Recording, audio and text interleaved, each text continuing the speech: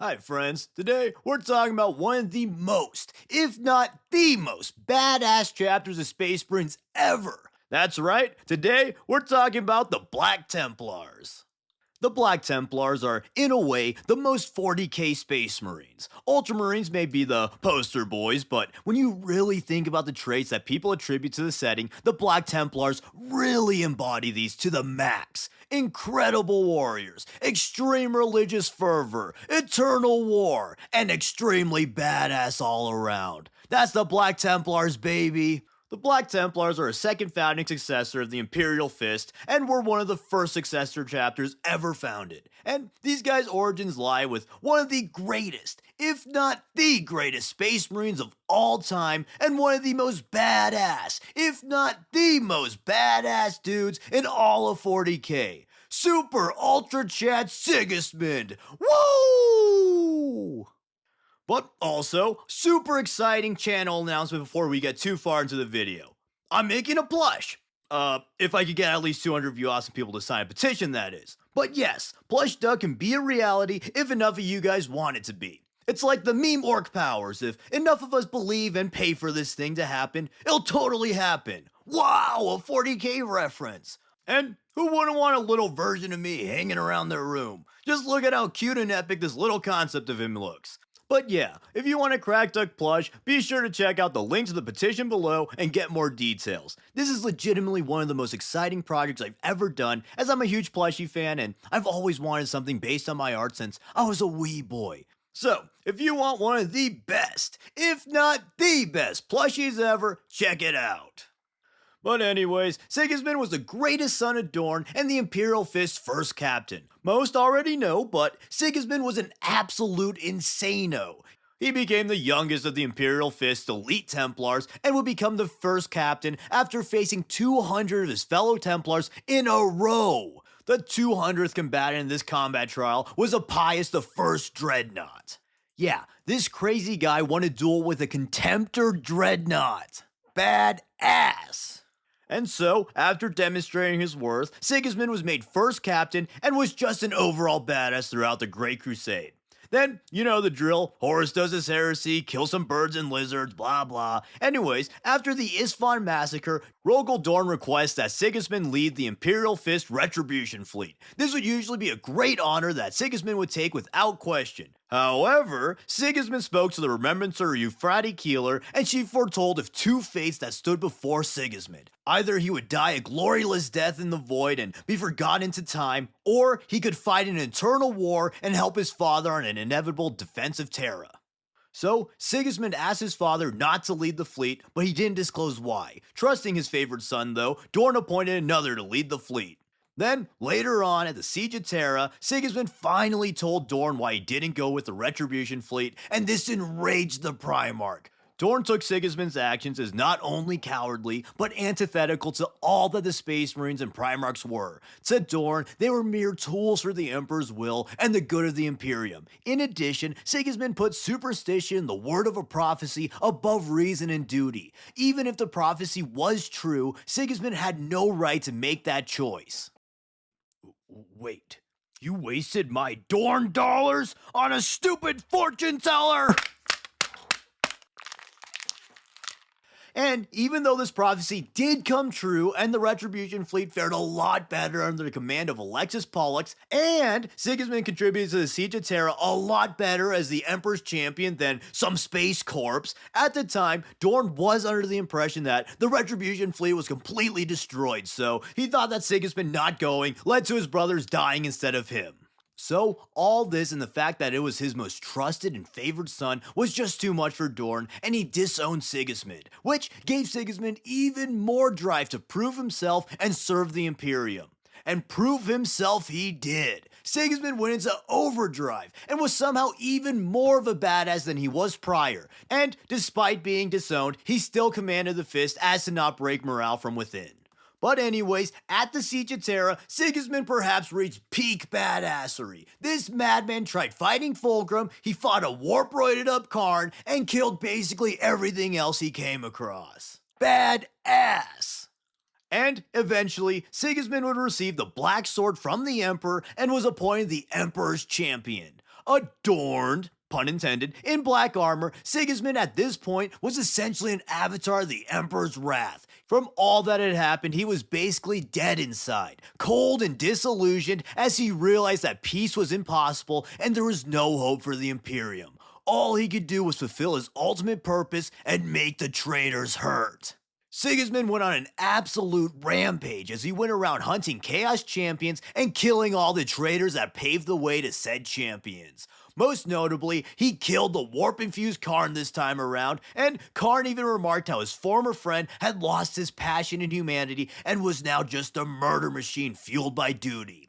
And then, later on, in a pivotal moment, Sigismund joined Keeler in a prayer to empower the Emperor and reactivate the Astronomicon so that Guilliman could bring much-needed reinforcements.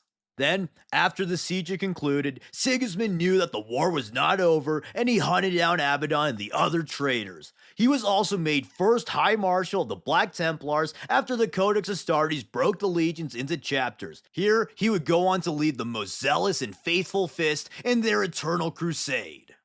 The Templars bore Sigismund's and the Imperial Fist Templars' colors and heraldry, and to prove his undying faith and loyalty, Sigismund declared an eternal crusade in order for his chapter to destroy all of the Emperor's enemies. And this crusade continues to the present setting as all High Marshals had followed Sigismund's path and quest for vengeance.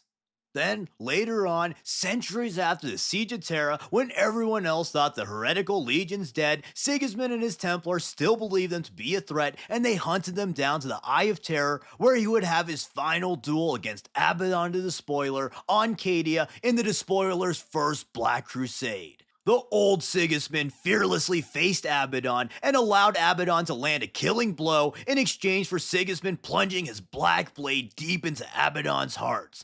Impaled, Abaddon tore the legend in half, and even in half, Sigismund fought on, using his last breath to tell Abaddon that Abaddon would eventually die as Horus did, soulless, honorless, weeping and ashamed. But even with their founder dead, the Black Templars would continue Sigismund's legacy, and 10,000 years later, the Templars are still kicking ass and waging the Eternal Crusade. In the present time, the Black Templars are one of the most, if not the most, zealous and unrelenting Space Marine chapters. They are not only one of the most elite chapters, but they're also one of the most numerous. The Templars don't adhere to Guilliman's Codex Astartes and have many more Marines than the 1,000 of Codex-compliant chapters. In addition to not following the Codex, the Templars also hardly follow Imperial leadership. Despite their goals and religion mostly aligning with the High Lords of Terra, the Black Templars are extremely independent. They don't take orders from anyone except their own High Marshal, and other Imperial forces can only request their aid. And ultimately, the Black Templars choose their battles and do whatever they believe is best for the Emperor and Imperium of Man. This, along with their defiance of the Codex Astartes, has some Inquisitors suspicious of the chapter. I mean, of course, it's harder to find a non-suspicious Inquisitor than a secular Black Templar, but anyways, they avoid conflict with the Inquisition thanks to their exemplary track record and the fact that their undying loyalty is painfully apparent. Plus, basically no Inquisitor would be dumb enough to challenge such a powerful chapter. But anyways, they also have no homeworld, as being a fleet-based chapter is more befitting of their never-ending crusade. Their famous crusade fleets are huge, consisting of many battle barges and support craft, with their High Marshal commanding them from their flagship, the Eternal Crusader. The Eternal Crusader is a huge modified battle barge that houses all of their relics as well as a bunch of chapels, of course.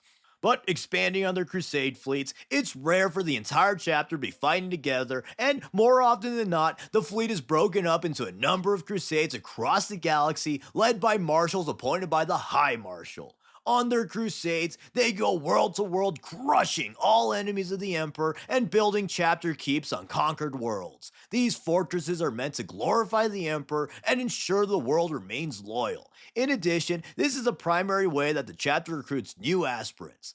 Which, speaking of, Black Templar recruits are made up of the bravest and most willing children of the most hardcore worlds of the Imperium. Since they select aspirants from a ton of different worlds, the Black Templars have a lot more flexibility in getting the best recruits. Just like how those bastard private schools buy the best athletes across the states to feel superior to public high schools in football. But anyways, once selected, aspirants are thoroughly inspected to ensure that they are pure and free of mutation and / or chaos taint. If deemed worthy, the aspirant is made a neophyte and must sever themselves from their past life, as they are now wholly dedicated to serving the Emperor. They are no longer human, rather they are an extension of the Emperor's divine will and are forever duty bound as Sigismund was before them.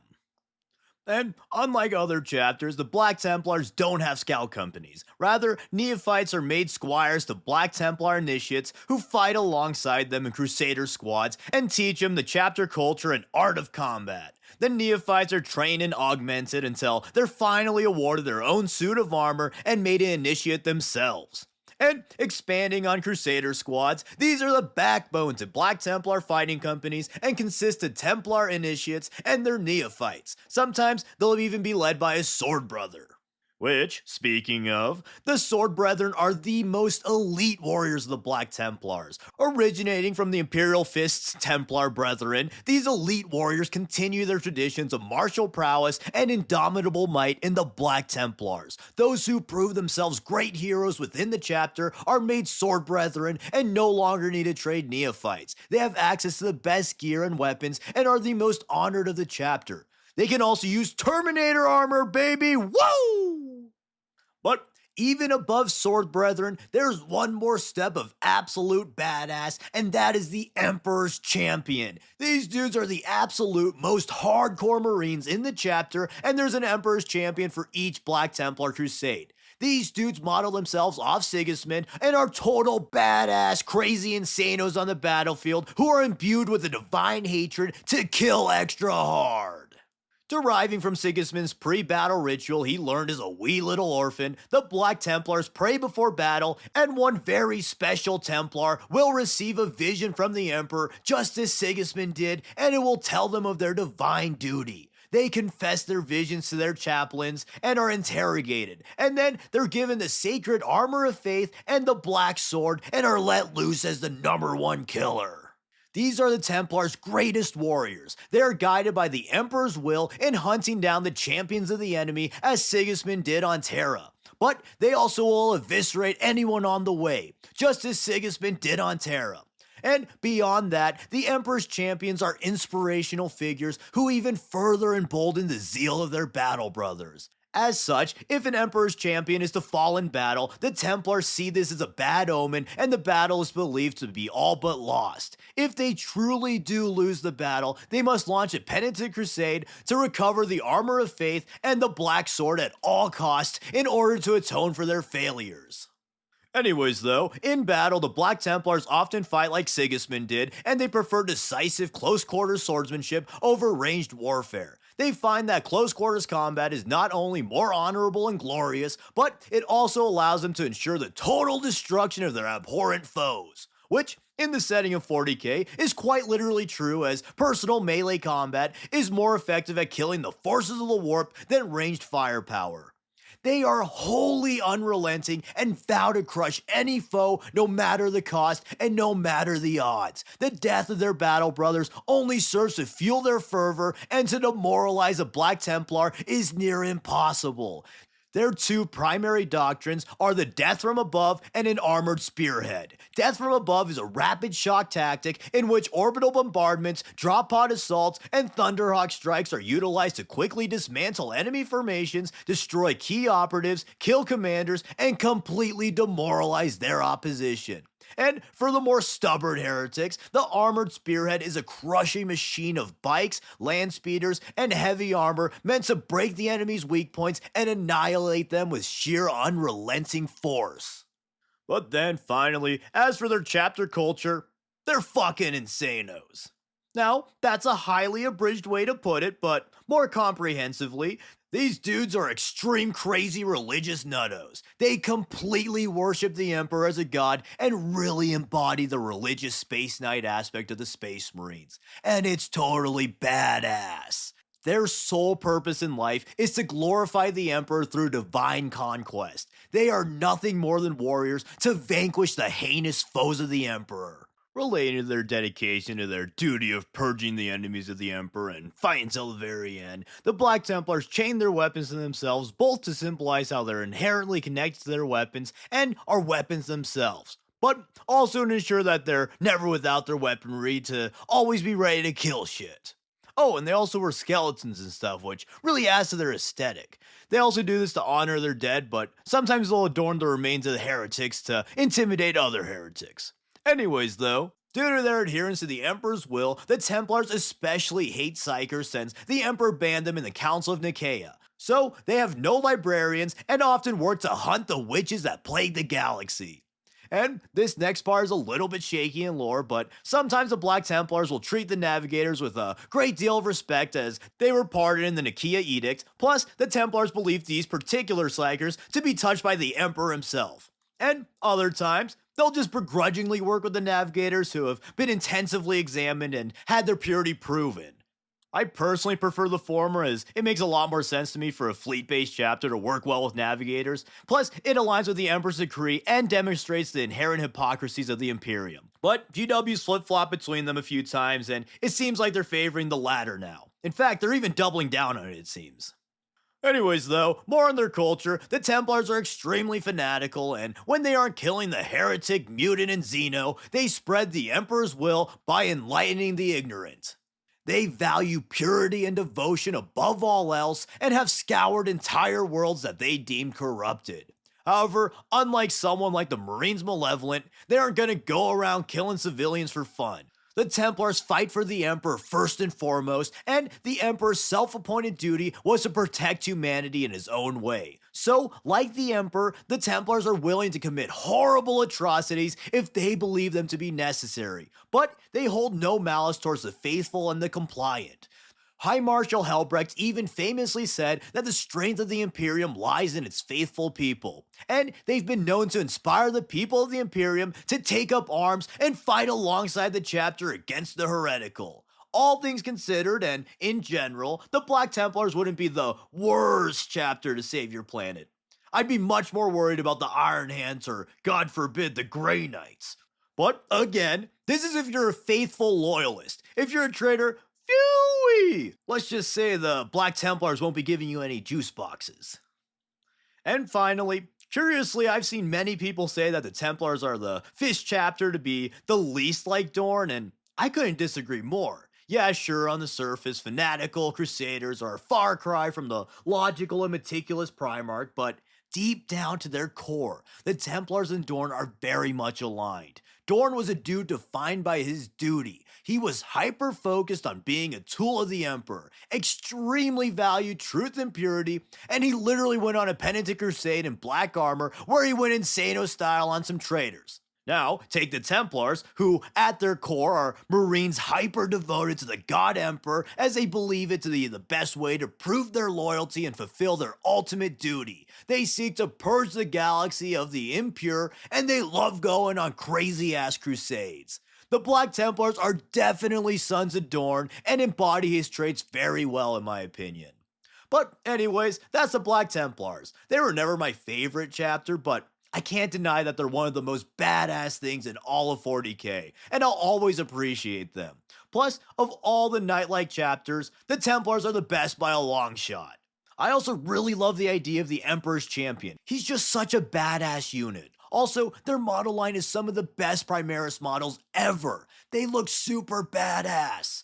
Anyways though, let me know what you think of the video in the comments below, and whether or not you like the Black Templars or the Crimson Fist more. I tend to swing between the two depending on what I'm in the mood for, but they're both really cool. And if you want an awesome Crack Duck plush, be sure to visit the link in the description to sign the petition. I'm really excited to see how this goes, and I hope I can have a little version of myself sitting in my room. And thank you for watching, and big thanks to the patrons who support the channel. You're all very epic. And as always, please like, comment, subscribe, and consider sharing to all your super badass sword brethren. Thanks. Oh shit, I never mentioned Grimaldus.